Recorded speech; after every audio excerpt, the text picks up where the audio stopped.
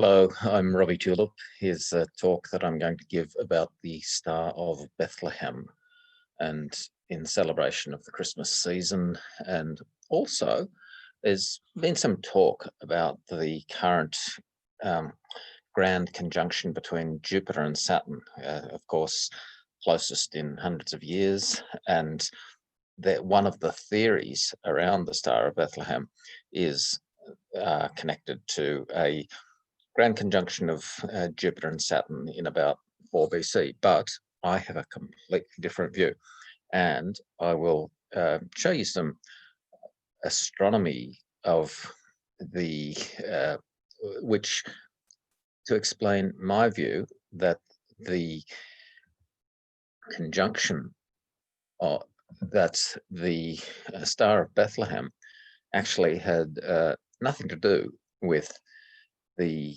conjunction of Jupiter and Saturn, but is based on the constellations of Orion, Sirius, and Argo. So here we are. This is the sky at dusk in Jerusalem on the 24th of December in 1 BC. As you might know, there was no year zero. So we just the mythology, I view it all as mythology. The mythology of the birth of Jesus says that he was going to be born at midnight on Christmas. So anyway, let's start the clock running. This is a wonderful astronomy program called Sky Gazer, and I've set up this picture with the horizon at the bottom, looking down towards. I'll just get it moving, and let's see.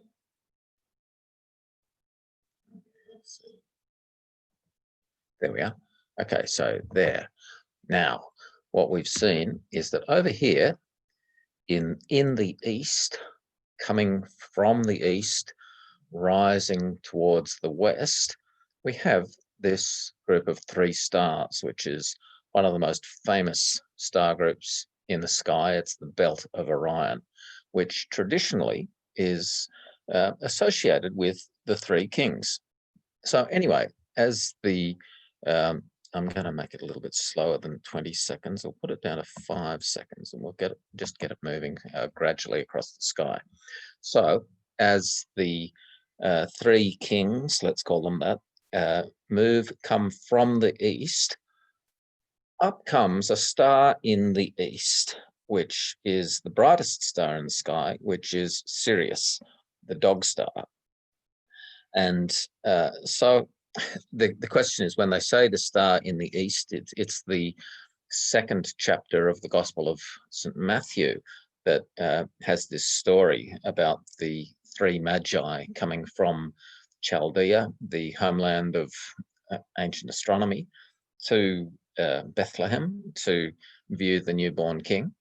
And the story is that the 3 kings it actually doesn't say 3 kings, it says that they had 3 gifts, and it doesn't specify how many kings there were, but the tradition is the 3 kings, we 3 kings of Orient are, that they could see the star in the east, and that as it came to midnight, and as they arrive at the manger, now the midnight point is shown by this green vertical line, which is called the meridian, and it's the point where the stars reach their highest position in the night sky. And so we'll stop the clock once Orion reaches the meridian. But what we can see is that when they reach the manger to worship the baby Jesus, that the star stopped the star in the east stopped, and they looked beneath the star in the east, where they could see the manger in which and stable in which Christ was born. So let's just I'm going to move this slightly just so we can see the horizon a little bit better. Now, look, look what we're seeing. We're seeing at the bottom here this amazing constellation. This is called Argo, Argo Navis, which is one of the great ancient constellations. It's not visible from Europe and from the northern latitudes of America, but it has the second brightest star in the sky, which is called Canopus.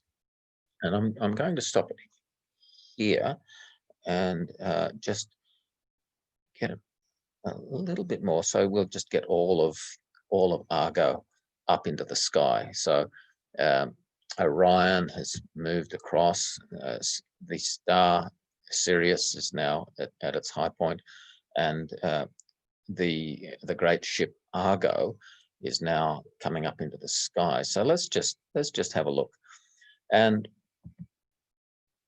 the interesting thing is that Argo is traditionally has got a whole lot of ancient mythological associations, because from the southerly latitudes where the myths were created, Argo was connected to Noah's Ark.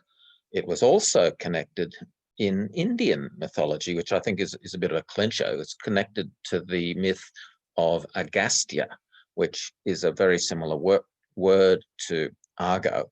And this star here, which we call Canopus, is it was known as Agastya in India. And there's a whole story there, which I won't go into, about Agastya. But what I'm interested in is, so we've got this, the manger is beneath the star in the east. Now let's just consider the connections between Noah's Ark, which was celebrated the covenant with God, between God and earth around the flood. This constellation here doesn't have a picture, unfortunately, in this software, but you know what it is? It's Columba the Dove. So here we see the dove, Noah's dove. And now you might see, I've found various people arguing that Argo has nothing to do with the ark. Well, if that's the case, why is Noah's dove, the Columba, called Noah's dove, and it has been released directly from the ark, just as in the Bible story? And so what you've got, if I'm going to show you another piece of work on this, which is a let's see, we switch to the let's see, where are we? Okay, here we are. And with this one, we've got that's the story, the pilgrimage of the Magi, and here we've got this same picture. And as we go look down to, so I think I have to just bear with me for just 1 second while I switch to the this other program where I can just explain it a little bit more for you. So here we are, and we just share this screen. Okay, that's good. So what we've got is, this is the story of the pilgrimage of the Magi. After Jesus was born in Bethlehem, Magi from the east arrived in Jerusalem. So they came from the east. Where's the one who's born to be king of the Jews? We saw his star in the east, which I maintain is Sirius. As this is the story, what I'm suggesting is that the Greek tradition of finding stories in the sky about mythological events also applied to the Christian story. But because of the way Christianity evolved with such a strong emphasis on the literal history, this sourcing of the story was forgotten. And so this whole story is a it's my reconstruction, imaginative reconstruction of how the story came into being. So now, as we look into the there we are.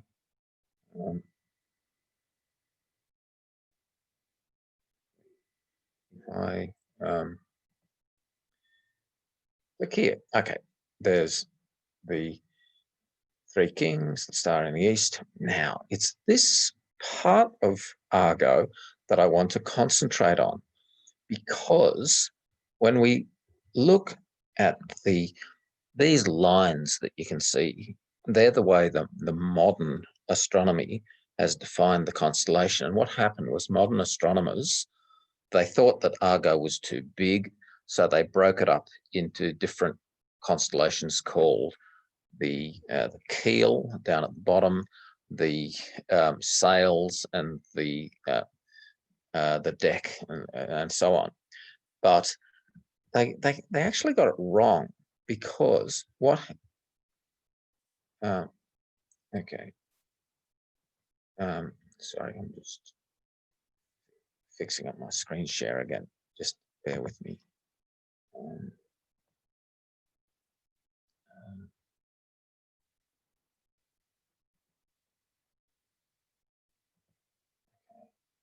And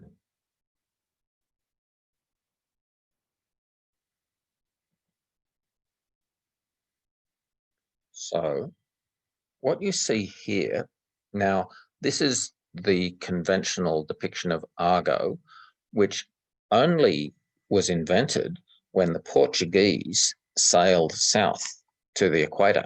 And once again, they could see the constellation because, as I mentioned, it wasn't visible from Europe. So they had no idea how the constellation of Argo was meant to be depicted in the sky, because there weren't any ancient depictions of it, as far as I'm aware. And so you've got the bright star Canopus. Now, for myself, growing up in Australia, I developed my own view about how Argo should be depicted as a ship. And that's like this.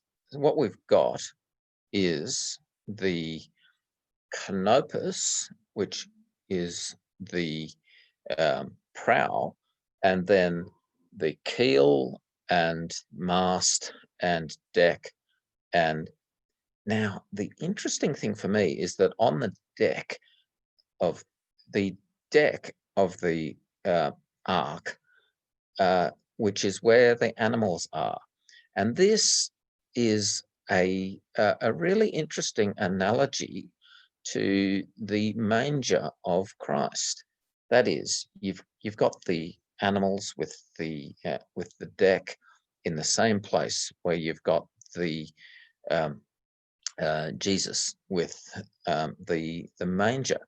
And the other thing that I find really interesting with this depiction is that if we focus in on these stars, it's a bit hard to see in this version, but if we go back here and just look at this group of stars, then one of the remarkable things about it is that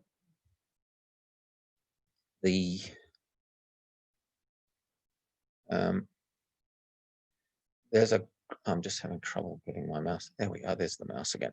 Now we saw the three kings over here, and if you look at this group of stars here as a sort of manger shape, then you've also got this line of three stars at the head of the manger.